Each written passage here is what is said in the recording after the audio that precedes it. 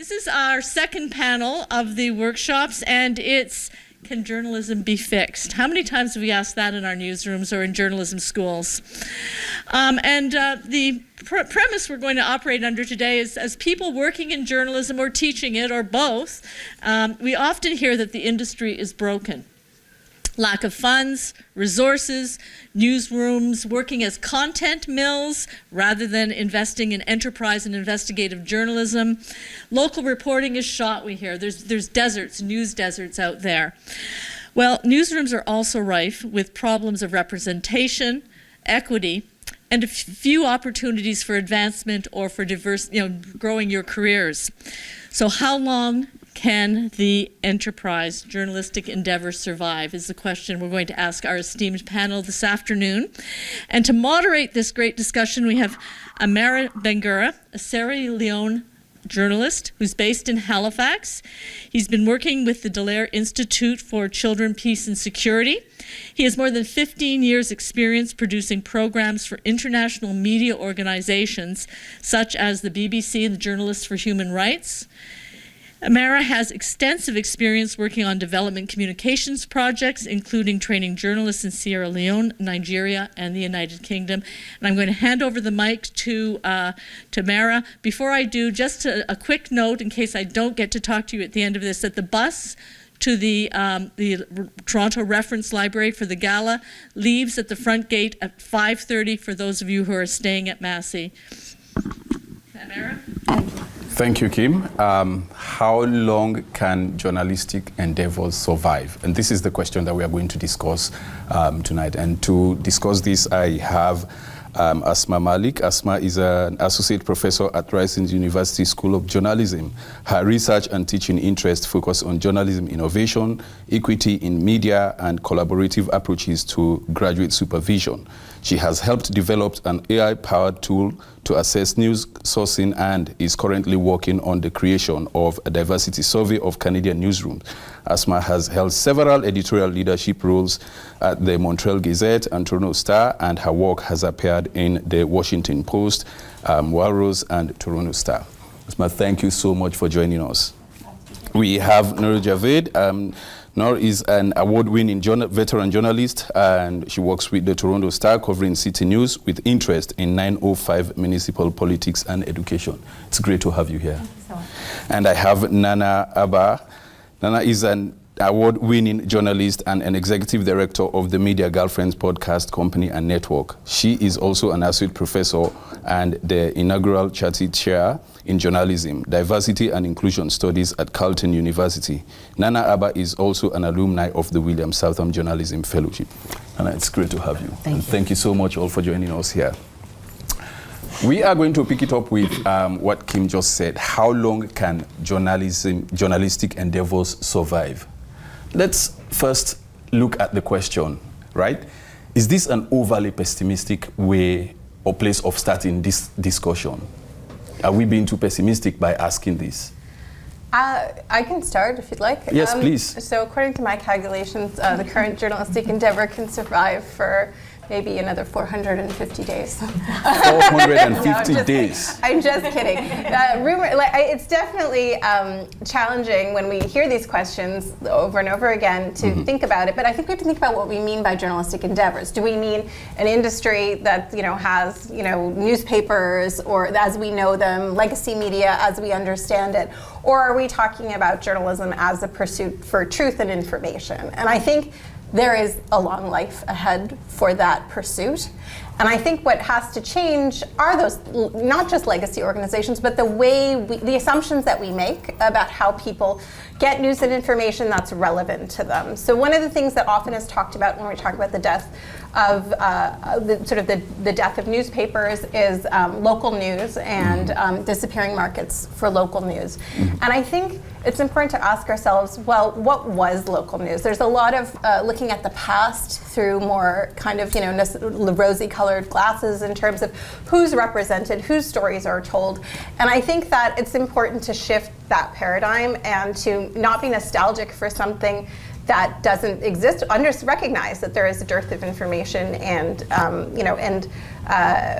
news for small communities, but how do you address that without necessarily saying, well, we had it better in the past? And I think that that's a question that we need, that's a view that we need to get over. And I think to move forward, I think we have to stop imagining that it was somehow better, and we have to keep iterating and thinking about our audiences and who we serve. So I think it was never better, it's just that new things are coming up. Yeah, I think so. I mean, I think you have to ask who thinks it was better. Like, who's the one saying it was better? Who discussed that? What do you think? I think it is like the premise is pessimistic, but I think journalists are generally pessimistic. And I think that but most students and journalists, when they go into the industry, they're not going and thinking this is going to end, in my lifetime or in, and I think journalists, while they become pessimistic, I think they start very optimistic that it will survive. And there is this desire to pursue the truth. This is why people go into journalism, to make a difference, to pursue the truth. And I think those things ultimately will never change. People always want the truth. They always want to see, make a difference.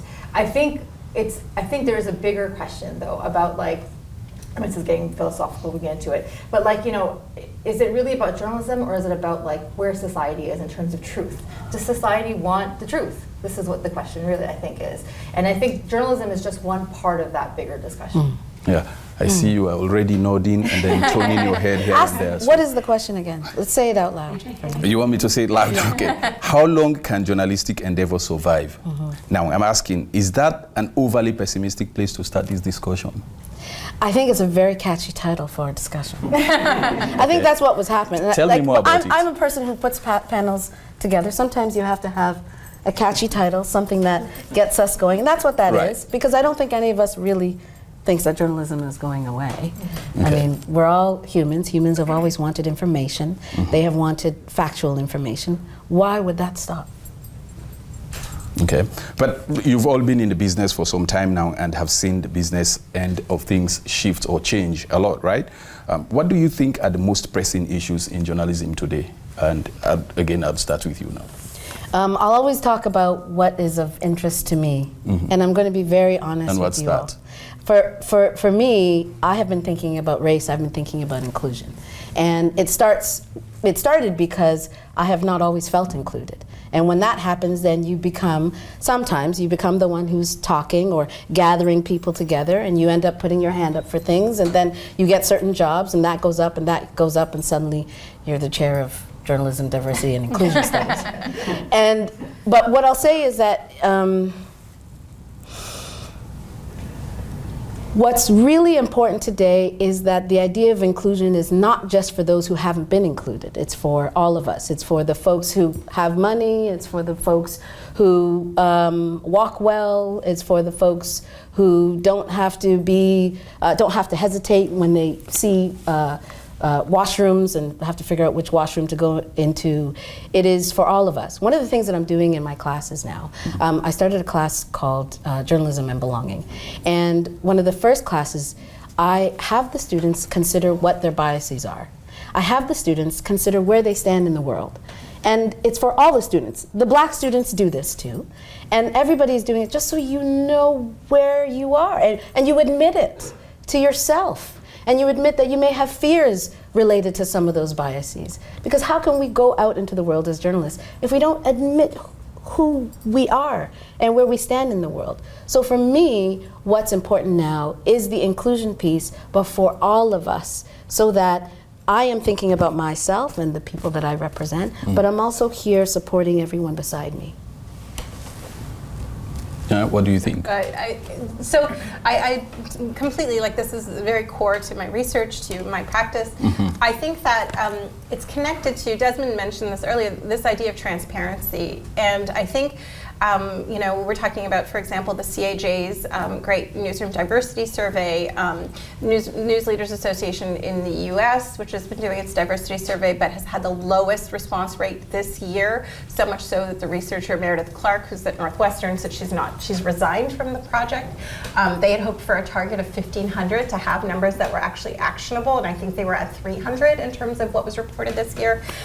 With the CAJ survey, there was many newsrooms that weren't responsive. perspective, there's a desire to keep these figures hidden and to not get a real snapshot of what's going on in newsrooms. And I think that when we talk about transparency and accountability, there is a huge gap in terms of newsrooms being accountable for themselves and actually having, setting targets, being transparent about how they're shifting, the demographics of their newsroom, and I think that connected to this, we need to be asking questions like, one of the projects I'm working on with my colleague Sonia Fata is a survey that goes beyond numbers and is actually asking people questions like, do you trust your news organization's commitment to EDI? Do you actually, does your work get characterized as advocacy journalism? Do you actually, so we want to get a sense of the cultural pulse of newsrooms. Numbers aren't the only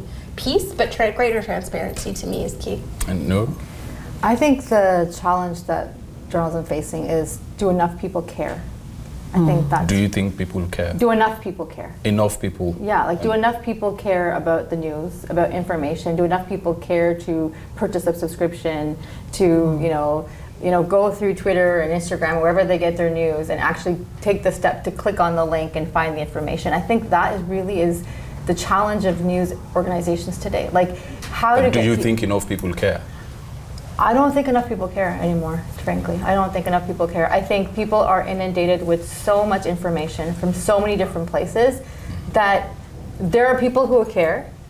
There are people who, are try to stay, plugged in, subscribe to whatever they might subscribe to, read the news, watch the news, listen to the news. There are people who I think care, but they don't trust the news anymore. So that the people who kind of don't, they might subscribe to fake news, they might go to alternate news sources. And then there's a large segment of population, and I think a lot of younger people who really just don't care. They either hate the news because they're tired of it, they think it's boring, it's negative, it's not for them. Or they think that, they can get enough news from TikTok or Instagram or wherever they else might get Snapchat. And then there's I think that is what I think is concerning for a lot of news organizations when I've talked to people, is that it's easy to kind of reach the first two groups. Even the ones that don't trust you, they're still kind of looking at what you're doing. But it's the people that don't care. How do you reach them? Okay, we'll find out. I don't know. We put this question to the previous panel, and I'd be interested in getting your views as well, because we are in a highly divisive political climate, and journalism is at the heart of the struggle to face the truth from propaganda. Does the effort to remain impartial make this job kind of difficult? I'll start with you, Nana. Oh, I was looking at you. No, I'm looking at you. Does the effort to remain impartial make it difficult? Yeah. I mean, what do we mean by impartial? What do you think?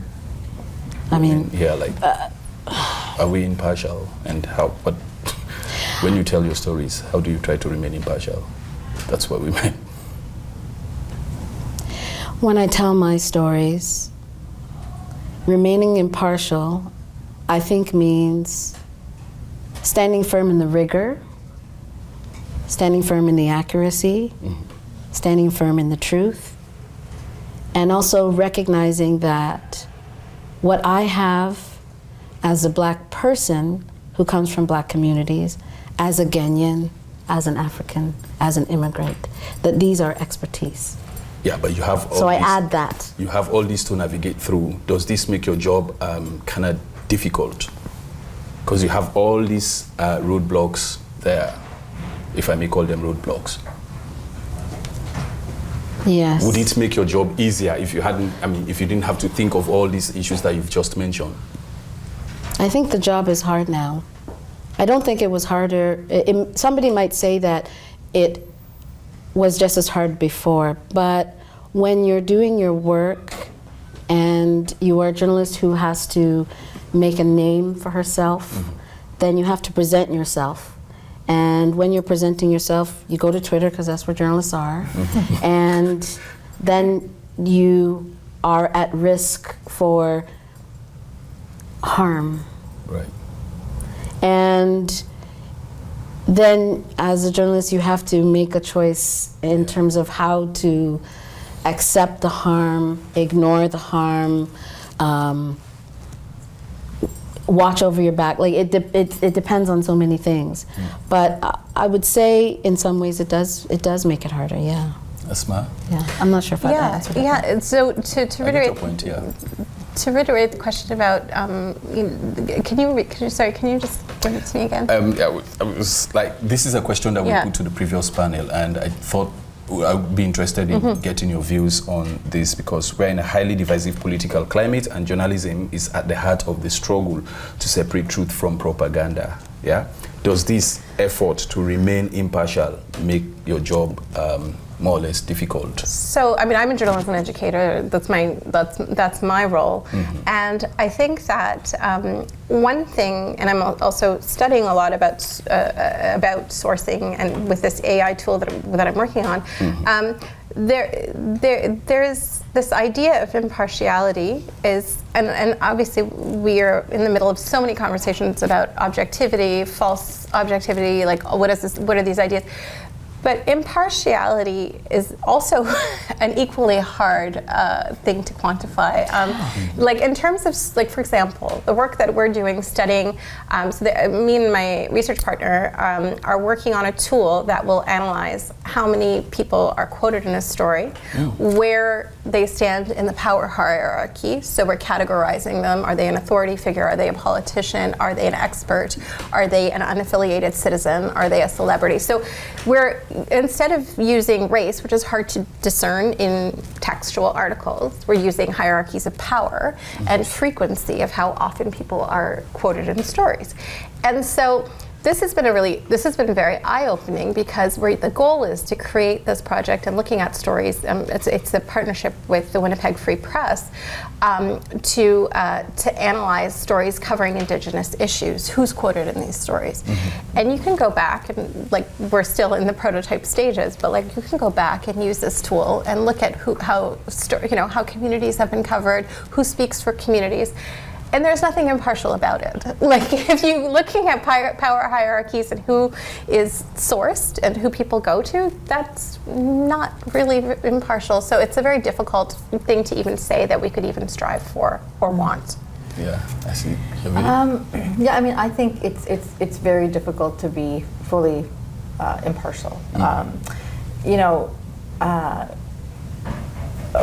When you go into a newsroom where you're a minority, your identity will always be on your face, on your head, wherever, like you can't hide your identity.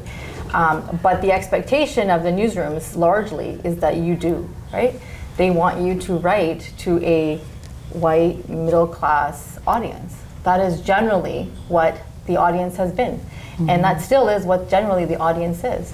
And so you either can go on a limb and try to be different, or you eventually conform to what the audience is, right? And I think within that, you have to figure out what is your path.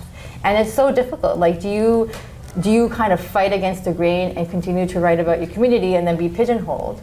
Or do you kind of put that aside and write what you're kind of being conditioned to write? Do you think that changed your ethical obligation? Because you feel, this is how I want this story, but in another way, I am being pressured to write this story this way because of this kind of audience. I don't think it's like within the story. I think generally, editors, the Toronto Star have been very good about like allowing you to write the story as you wish without kind of imparting their.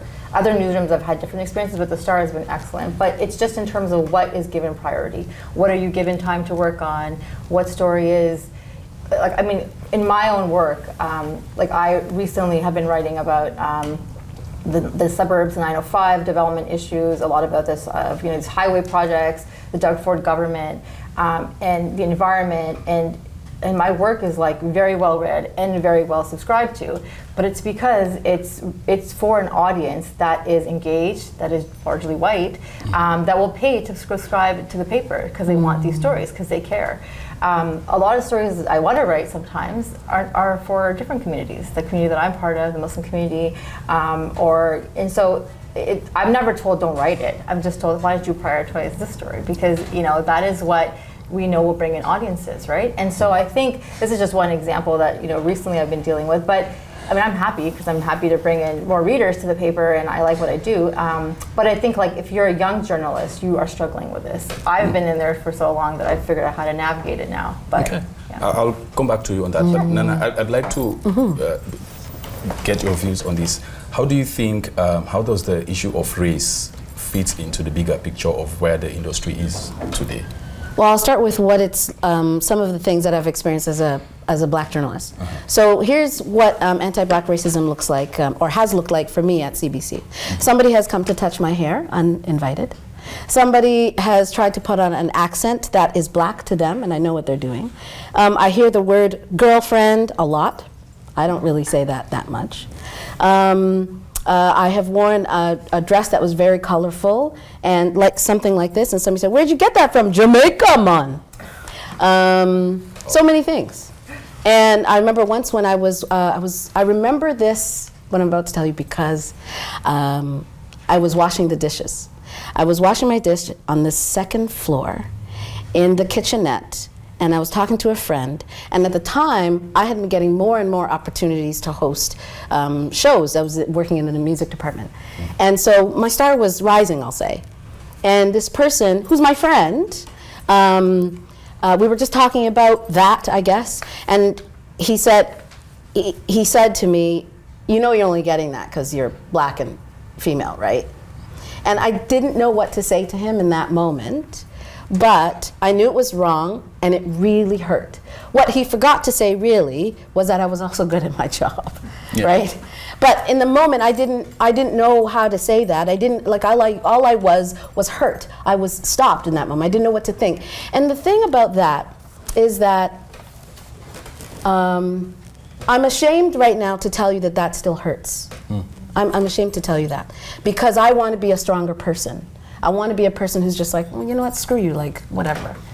But I was a newer journalist at the time. So imagine if something like that happens to somebody on a continued basis. How does that now affect how I think of myself, the stories that I pitch? Like, we're all very smart people. You know where that goes, right? And so what I want is for journalists of color to just have the experience that every white journalist has. I want them to just pitch their stories and that everyone goes, okay, and then what would you do with that? Not, I don't know if that's gonna work, or pushing me into a certain, like if I pitch a story about the black community, then you're going to try and change it to some other issue that you think is more important in the black community. That's not what I want. Or maybe try to make your story look white a little bit. Yes, that has happened. Or change how I tell the story because they're thinking of a white audience. One of the things, and I've told you this, one of the things I think that really upset me after George Floyd was murdered in the newsroom, and I was doing my stories, a number of things happened. One of the things that happened for me was that I realized that when I think about the listener, I never think of my mother. Can you imagine? My mother's a Canadian. Why wouldn't I think of her? I always thought of Susie in Saskatchewan. And Susie in Saskatchewan was sort of this composite character. She's white, she's female, she probably has she's got some money, she's straight. Maybe she has a cottage or she's access to a cottage. And it's okay that Susie in Saskatchewan exists. But why are we not thinking about my mom? I want the other journalists to think about their parents. Okay, great. I sure will. I'll think of it. I promise you. Asmaa, what do you think about this? Well, I mean, as you know, a year ago at our, at our journalism school, there was a very serious, it was a very intense experience. Students expressing their,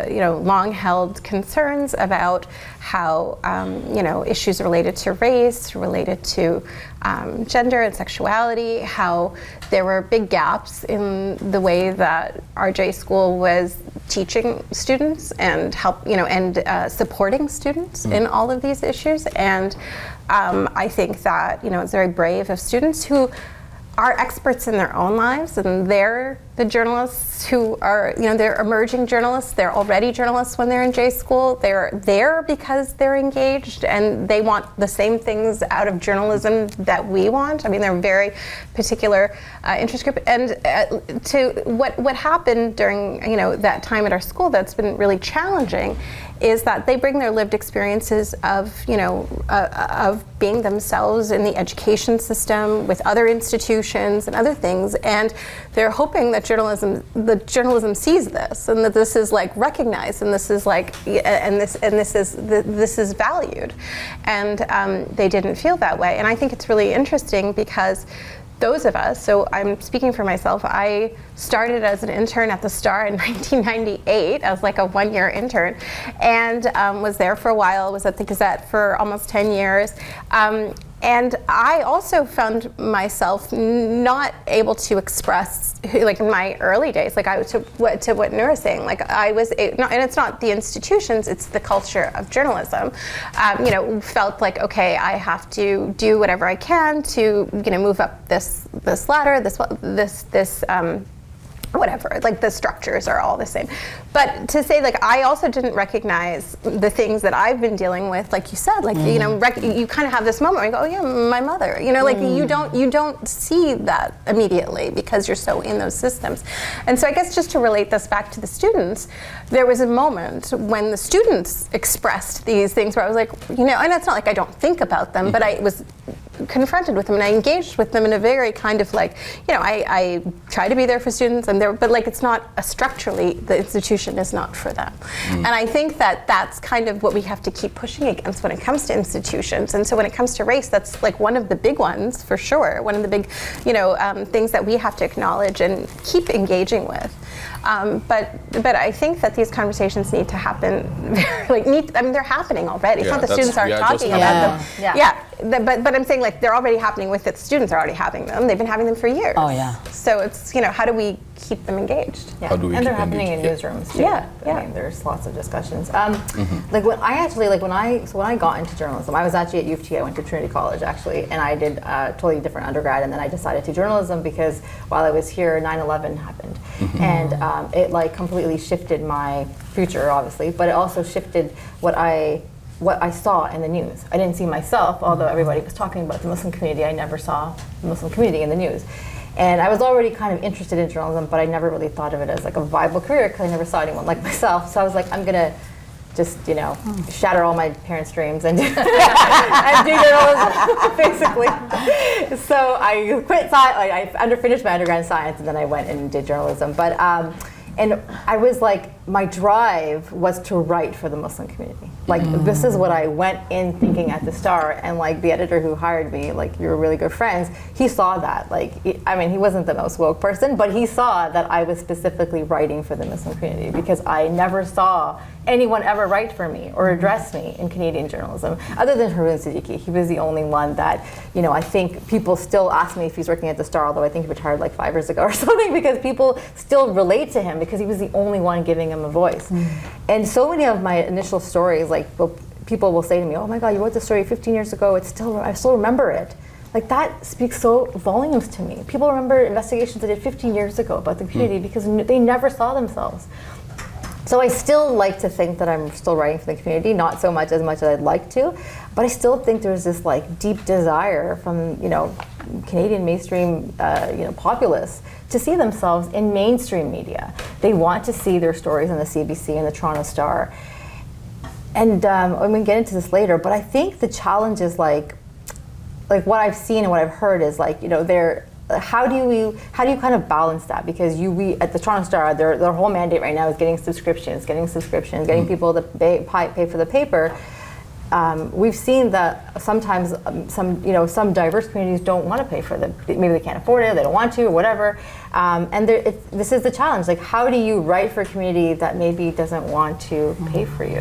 Yeah, I mean that brings me to the next point. Different at the CBC, but like I think a lot of the newspapers are struggling with this. That brings me to the next point, and I get all what you are saying. Yeah. But I thought I'd put these to you because these are comments that are already out. That some people believe that the problem of representation or equity in journalism is a function of the stressed business model that is there already, and that if the business were robust, and then equity would flow then the business would be more resourceful and there would be more opportunities?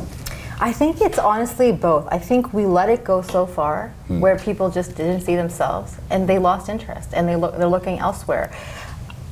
And I've also heard of like situations where, you know, the Globe and Mail, I was talking to one of my colleagues there, they were talking about how they did this big project on Brampton during the COVID crisis, and they really tried to go in deep, and they hired local journalists, and they did all these translation attempts to, you know, translate the coverage in different languages, and they gave everybody in that postal code like free subscriptions. And it was like a dismal amount of people that subscribed, right?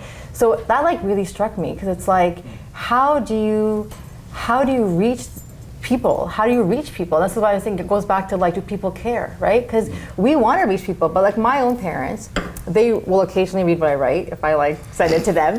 But and they'll read all my award-winning stuff because I like to make them read it. But like, they're obsessed with Pakistani news. Like, they're obsessed. Like, it will be on the TV like 24/7. And my dad came to Canada 55 years ago. Like, he came here and he went to McGill for university. Like, he's been here a long time. But like, I always wonder, like, what is it that will switch, that will allow them, that generation at least, to change, right? Like, how do you get someone to like care about Canadian news, right? I mean, they do care. They're like, it's nothing, our news is so much more exciting, so they're like obsessed with Imran Khan and stuff. But like, I don't know, I always wonder these questions, like how do we do that? And then the newcomers, like how do we get them? I mean, they're new and how do we get them to care? So I think it's a bigger issue. And I think newsrooms are struggling with this. I don't think newsrooms want to isolate and exclude communities. I truly believe that the Star has tried in many different iterations to get different communities involved in the news. I don't think they have found the answer. And I hope that, like, you know, I see now there's a lot more diverse faces in the Star, and I hope that will change the outcome. But I don't know. Yeah, we'll find out as we Asmaa will tell us the answer. Do you have a different view to what she just said? Do you see this differently?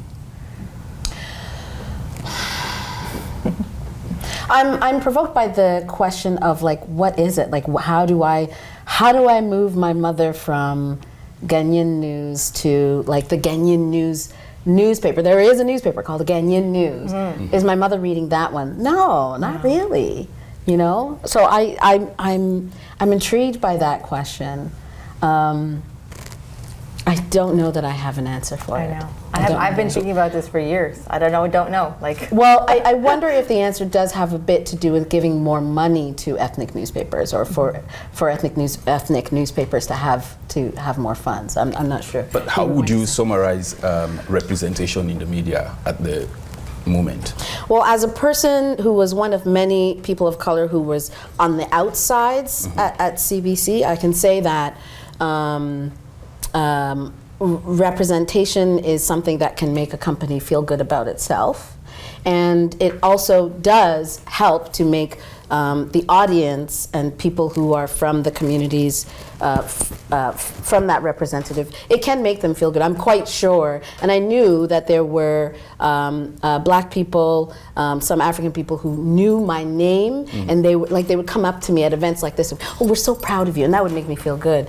But unfortunately, the issue with that is that there in many cases there are so many people behind me who are white, like all white or mostly white. And so representation, Adrian said this, Adrian and the other, if any of you were here in the previous panel, you would have heard that he said that representation matters, but it's not the entire solution, and I agree with that.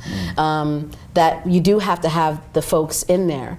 But what happens, and I think Fatima spoke of this too, is that you can get a number of people of color or people from any other marginalized or unrepresented community into a newsroom, but how are they supported in the newsroom? That is so important. And I have to tell you, I remember once in one of my last meetings that I was at CBC, I remember actually making a big point about this because I had heard one of our leaders say, in the aftermath of George Floyd's murder, I heard them say, you know, we've got a lot of people coming in, our numbers are higher, and my big question is, where are you putting them? Are they in the low? Where are they? Are they all down here? And then what are they how are you supporting them when they get down there? How have you communicated to their leaders about how they should be treated? Have you had those conversations? Are you telling them that they have leadership qualities? When you see leadership qualities, are you telling them that you see it? So now I know CBC is doing a lot.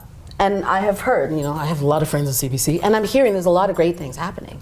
And so I'm really encouraged to hear that there are efforts to get more leaders of color into place. But I've now forgotten what the question was. Okay, that's good. So I'll end it there. That's good. You gave the answer that I was looking for. Well, but let's move on Yeah. to Asmaa. You studied the question of representation academically. What have you found? Well, I think, I can tell you about a funny graphic that we made where we took, this was for a presentation where we're looking at surveys of newsrooms and representation in newsrooms, and then we put together this very kind of tongue-in-cheek graphic in which we downloaded images of everyone in sort of executive levels in all the media corporations in Canada, and it was pretty blinding in terms of like the homogeneity of the group. It was not a lot of diversity at higher levels. So the point that you're making about business models is really important because, I've been involved in the news industry for too long, and just kidding, I'm not going anywhere, but for a long period of time. But all this to say, the conversations about business models, like, oh, if we make the business case that we can get this audience or we can get this audience, that's going to move the needle. And this is so much the conversation that was happening, and nobody makes a convincing business case because you actually have to have the commitment to reaching out to those audiences along. You can't just make a pure business case, that's not how that works. So to what that's not going to be the answer to solving this problem. Say, oh, there's money there, because there's no money anywhere. Like, this is like a very kind of like, it's a very fragmented market. There's just not the kind of money. All I kept hearing when I was coming up in newsrooms was, oh, back in the just people lining up to advertise. But okay, but that was like a really long time ago. Like, that was not the case. And there's just so many other mistakes that news organizations have made in terms of like holding on to whatever revenue models they have had for a long period of time. I'm no expert on this, but it's clear that these are like on some level, it's very hard to turn these giant ships around, and now they're just like, they're disintegrating in so many ways. And so to make a business case, I feel, has to be coupled with a real commitment. Now, to go back to the point I was making about corporate level, anytime you hear, like, I don't know, I'm being overly cynical, but anytime you hear about like an editor who's a new editor, a new place, new reporter, new place, there's just a lot of musical chairs in Canadian media. And like the same people are in the same leadership positions. Everyone is looking for a job that they can, I'm not criticizing people trying to hold on to their jobs, because I know that that's the reality. But there's really not much going on like leadership levels that's having a real impact. And the people who do have an impact, and I can count people who I visibly see in newsrooms who are outspoken, who are, who are, who make it their business to lead this kind of change. They're also very vulnerable because they're basically given the mandate to make change, which is go nowhere mandate for one person. Like, one person can't make change. And often they're junior, often they're targets of abuse. There's no supports within newsrooms, and to really, and like over time, Noor, you could talk a lot about this, like to how that's something that like you've led in so many ways, unfortunately. Like, that's been, there are so many structures not there to support people that I just don't know that making the business case for greater representation is going to go anywhere. But do you think, would you say the issue of representation is taken seriously by media companies, or do you have a different I don't know thought on I think it has different meanings for different people. Representation. Like, if it just means like having more diverse faces. I don't know. What do you think? Yeah. I don't know what everyone is. I feel like there is this discussion. I think there is a realization that our media is very white and very, old stock or whatever. I think people see that. I think it's very clear. There was a picture someone had tweeted during the federal election of all the reporters who were following I think in the airplane of Trudeau's airplane were all white. In 2022, that's pretty ridiculous. I think I think there is a realization. I know in our newsroom there is a realization, and there is like, some kind of a strategy to kind of, to have a. I think part of it is like, a lot of these companies don't have. They have said that they don't have the money to commit to these things. That's just what it comes down to, right? They say we don't have the money. They talk about DI when they have money, and then when the money goes away, DI becomes less of a priority. And then it's like these gaps come, and then there's not enough hiring, there's not enough moving up, and so it adds to the pressure. That's what I've seen in Canadian media. So I think there is a realization now. I think it's going to take time, and I think people are. Have already moved on. They're like, why are you so slow? Why has it not happened yet? So I sense a lot of frustration when I talk to people, my colleagues. The younger journalists are like, why are we so backwards? And the older journalists are like, why are these people in a rush? And it's like really, there's a lot of tension in Canadian media. Like, I don't know, like when I look at even internally, will it survive? Forget the business models. Like, will journalists want to do what they're doing the way that it's structured? And I don't know. I think that there is going to be burnout. I think people are just going to say, like, why am I doing this job for like literally peanuts? Is it worth it, right? So I think there's a lot of discussions happening in terms of the business model, but also internally, people are having discussions about, is it worth it? Is it worth it for me to put myself in a situation and struggle, financially or mentally, and does the Canadian media, like the landscape, even care? Do you think they care? Yeah, I think the landscape cares. I think a lot of people do really care. I think there are a lot of journalists. They want to be part of the change, and some of them genuinely believe that they are part of the change.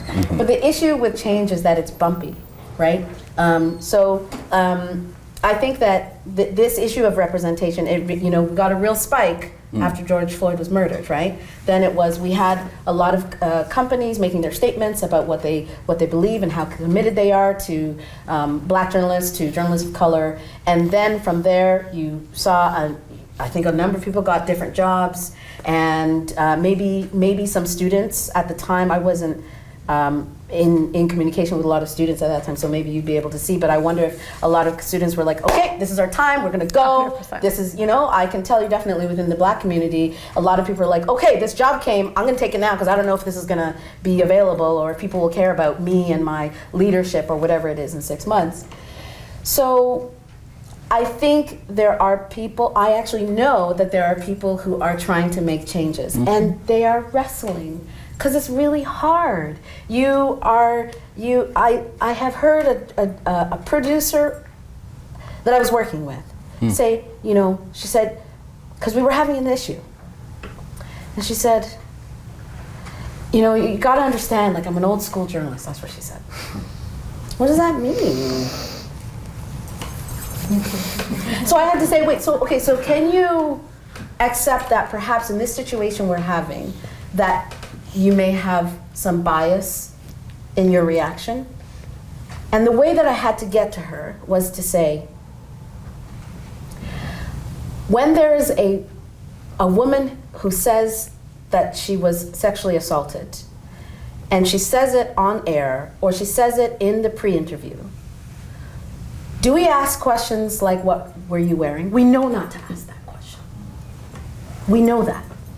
So then, just like that, can you accept that when I tell you that a guest of mine has gone through a racist experience, that you're not going to immediately respond with, that's quite an allegation. Rather, you're going to say, tell me more. That's the change that we need. That's all. That's how I had to explain it to her. So it is just it feels like it's a big one, but you just have to go like this. That's what we're asking for. You talked about how the few ones that are kind of like trying to bring about the change sometimes struggle, they have to fight. How fraught are these conversations in your experience? How fraught are they? Yeah. It's really fraught because you have, okay, you'll have an example of a white woman who is trying to support a younger journalist of color. And so the white woman is saying, oh yeah, like I want her to do this story, but there's just this part, like I don't think that's right. I think, and then the younger journalist is going, she's wrong, like she doesn't get it. She doesn't actually get it. So how do I say this to her? Do I say it to her? And then, so the issue is somebody who's trying to change, the other who's also trying to use their voice. So there's conflict. Asmaa? Yeah, I mean, this is very much what goes on in classrooms, like now, in terms of when you've got, this is sort of the source of, who is leading the change. So just to kind of step back to say, like, okay, these conversations are very fraught. So they're very fraught between young journalists and more like older journalists. They're very fraught within journalism, like within my faculty, for example. Like I bring something to this conversation. Other people who came up, other ways bring something to this conversation. So the problem isn't that they're fraught, because they're like, it's how do we have them in ways that are constructive and then actually lead to change. And I think that's still, I don't know that always happens, but when it does happen, that's at least something to hold on to. But I think that it should be, to Noor's point, why is it not happening faster? And I think that's the question. No? I mean, of course, these conversations are fraught. I mean, this is the nature of these conversations, right? You're challenging the system that's existed for, I don't know, hundreds of thousands, I don't know, hundreds of years, and hasn't had to ever really face these questions. And so, of course, it's going to be fraught. But I do think that, what I've seen as a challenge, is that, like, these conversations are happening here, and they need to be happening here, right? They need to be happening at the top. And then they need to be prioritized, and they need to be told to, like, the managing editors and the signing editors and everybody that this is a priority.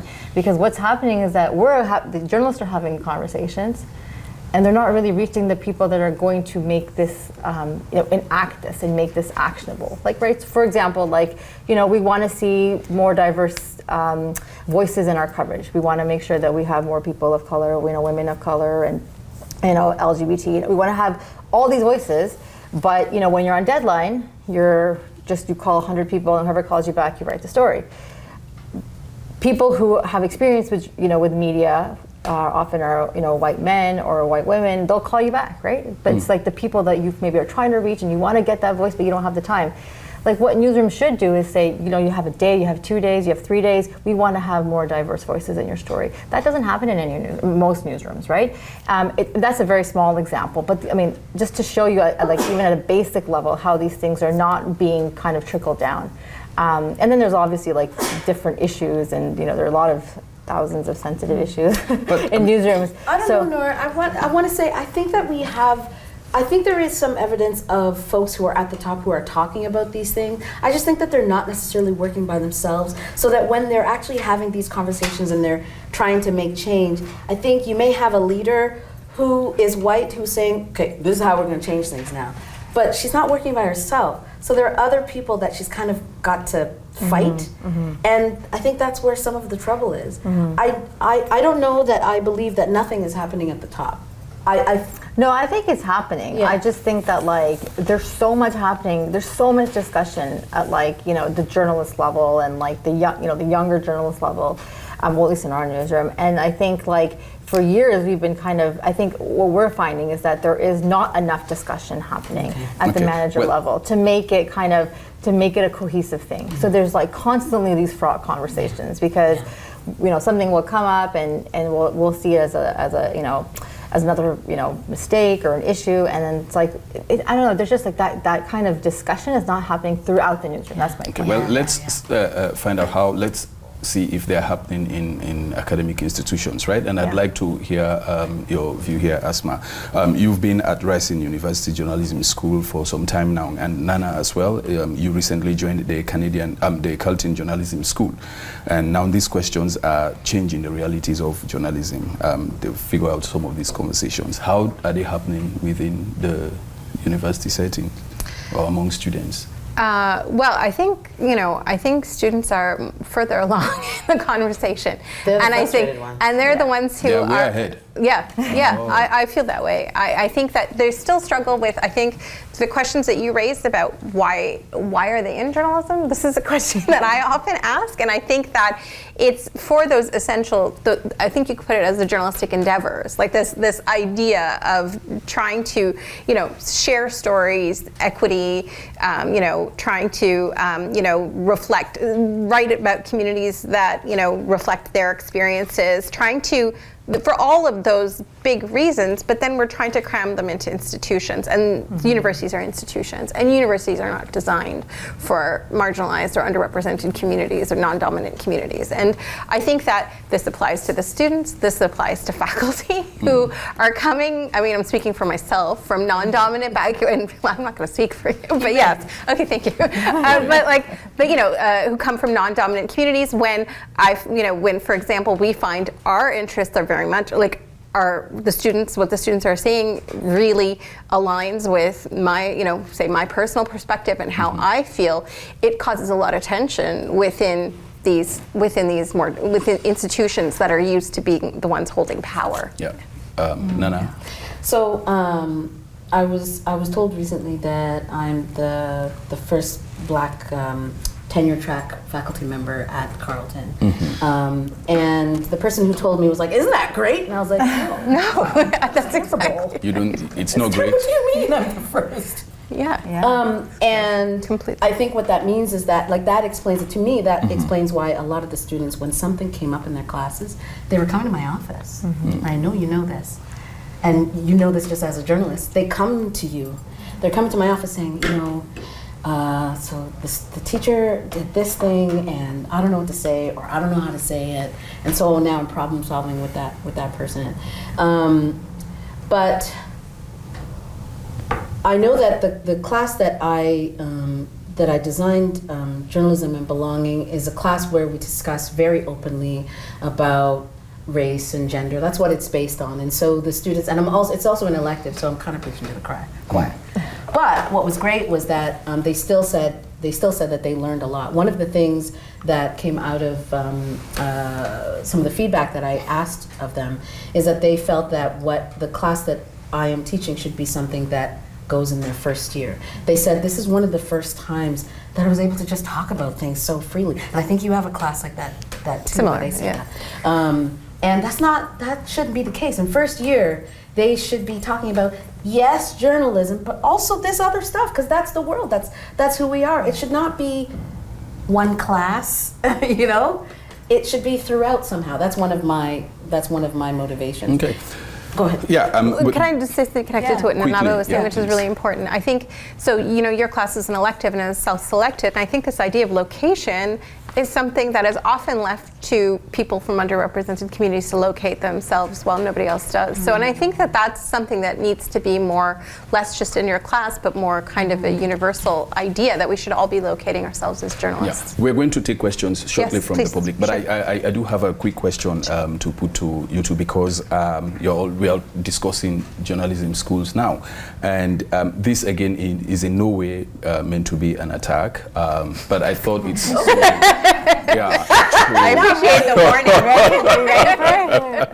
No, but it's worth knowing, because many people think journalism or journalism schools these days don't actually prepare students for the market. It's rather just getting them So you're talking out about from like a skills and jobs perspective. Yeah. I think I can. Please. Yeah. So I think that we are. I'm not going to be defensive about it. There's a lot more that can be done. I think on a bigger level, and I think that there are, there are elements of a journalism school education that clearly need to be rethought. But I do think that students are driving journalism school in many ways, in some senses. Like they're coming to us and telling us what they want to, and I do think that things are becoming more collaborative in terms of understanding not everyone's going to get a job. I mean, the economics, not everyone's going to get a job at the CBC, not everyone's going to get a job at the Toronto Star. That's very clear. That's very evident, and I don't think that that's always the goal of the students in our program for sure. Like I don't see that in the engagements that I have with them. And I think that the more we can do to break up this idea of a journalistic career as being like one way, but really is journalism being a strategy and like journalism being kind of like a way of approaching, a series of skills and a way of approaching the world. I think the more we can do in that direction, the better. Well, I'm new to the academy, so I don't know what I can say about preparing them for how the job prepared market. they are. But I can say that one of the questions that I asked of someone who's been at Carleton for about 20, 30 years, I asked him, like, what change have you seen? And one of the things that he said that I thought was interesting was that he said, they don't all want to be journalists. He said they want to take the course, but they're open to say, like, they don't necessarily want to be journalists. And take that for what you will, but I wonder how that plays into the skill set. I'm not sure. Okay, and with that, I open the floor for questions. If you have any questions, please feel free. Yeah, we got one right there. Thank you. Are we okay? Yep. Yeah. Okay. You spoke about frustration in classrooms, like the young journalists feeling frustrated with the industry. I think me speaking as myself as a young journalist, I only graduated from school in 2018, so I had like a lot of motivation when I was in school, but when you come face to face with the industry, you realize all the barriers that exist and how much harder it is to kind of jump through those. And I was wondering, like, I guess my first question is, how do you measure morale in the classrooms that you're teaching? And then what do you say to these students to make them, keep going and not give up on this industry? Who wants to start first? I can start. Well, Please do. I'm not a teacher, so you guys. You also see young journalists. Wait a second, it's on a technicality, but you also see young journalists in the newsroom. I'll be really brief because Nadine and I know each other, so I'll motivate you. I tell people, like, you really have, it is not easy to be a person of color in our industry. Like, I have been in the industry for like almost 20 years, and I was one of the first like visible Muslim women, and I've been through like the ringer. And I'm still here though, and I think you have to decide, like, if you want to put yourself through that and how important it is to you to do it. And I think that you have to find like joy in what you do, like in any job, right? And I think, because journalism is so public, it's so visible, and it's so demanding on you as a person, that you really have to make that decision. Like, can I sustain this? Can I do this? And can I do this, like, knowing the blocks that are around me, right? Whether it's in an industry, whether it's in Canadian media, because it's a taxing industry. Like, I was just talking to Jim earlier, and we were just saying, like, the stuff that the stars put us through, but we're still here, and we still love what we do. And I think that's really what it comes down to. That's how I kind of keep my morale high. I think I'm happy to jump in. I think that definitely backing up what Noor said, I think it's important to understand the value of what you do. But then there are, like, for example, students. This has been a very difficult time for everybody, obviously. Yeah. But it's for students to feel so disconnected from their internship experiences that they're doing online, from their peers who they don't see, and this has been exceptionally challenging. And seeing a future in which freelance and sort of the precarity of work is kind of like is where most people, not most, but a large number of people are headed, is incredibly stressful when their financial situations are precarious as students, and to keep going in that direction. So I think it's important to, on an individual level, I do, we do talk to students, and I say, are you sure, do you have the support that you need in your life to go in this direction, because it's very hard. Okay. So I think that's a really We have another thing. question there. Yeah, please, go ahead. I really appreciate Noor's question about do people care, because I'm a newspaper journalist myself, and I find myself not just fighting for people's attention, but fighting for people's hearts. And I think one thing that has become very clear in the past couple years, past 2 years in particular, is that the news conventions that we have really kind of hold us back, and sort of the things like the inverted pyramid, the sort of veneer of impartiality, kind of hold us from being able to get at people's hearts. And when we look at something like the convoy protests, some of the reporters that were doing Twitter reports were kind of saying like, this feels kind of dangerous, or whereas where you're reading in the paper, it's like, such a number of trucks convened in Ottawa today, blah blah blah. So I wonder, is there room for changing these conventions? How do we change these conventions to sort of get at people's hearts and get them to care in terms of language and Is there room for a change?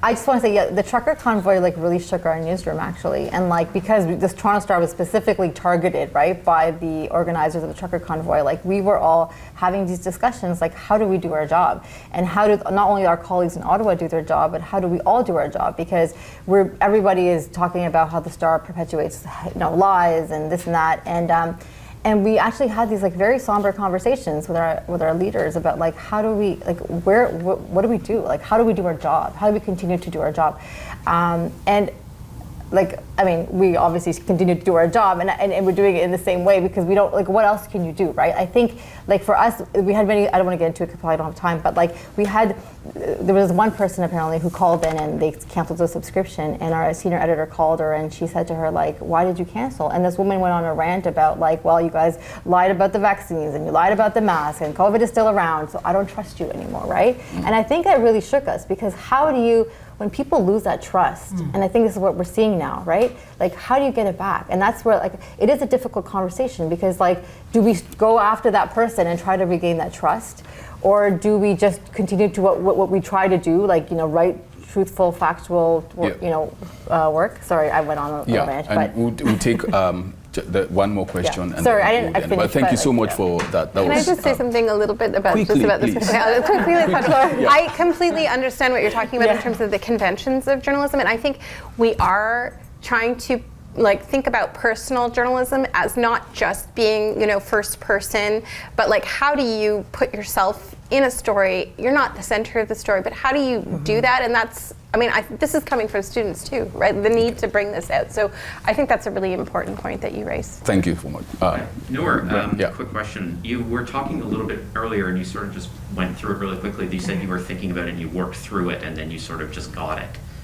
How to, like my journey in terms of... How you said like you were working through various structures in the newsroom and then you got it.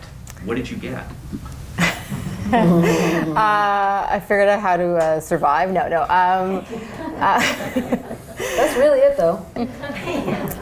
I think there's a lot. Like you start. Like I think I was just saying to Nana when we started. Like when you start this job as a person of color, you have this fire in you. You want to change. You want to like get people to understand you. You want your community represented. And then over the time, like you face so much structural resistance, that you kind of have to figure out, okay, like, am I going to continue with this fire and burn out, or am I going to taper my fire and find other ways to make this change, right? So I think that's what I've realized over the years, is that like if I continue to like have that fire that I started with, I almost burnt out many times. Many times I reached out to Naheed and was like, Naheed, I'm going to burn out, but I think I've realized that you can make change without really firing at everybody in front of you. Your presence is change, number one. Great. Number one. Thank you. We have 1 minute left, and let's see how we can use that 1 minute to answer this, right? And quickly. What does the future look like? God. It looks like us. Woo! Yeah, that's right. And with that...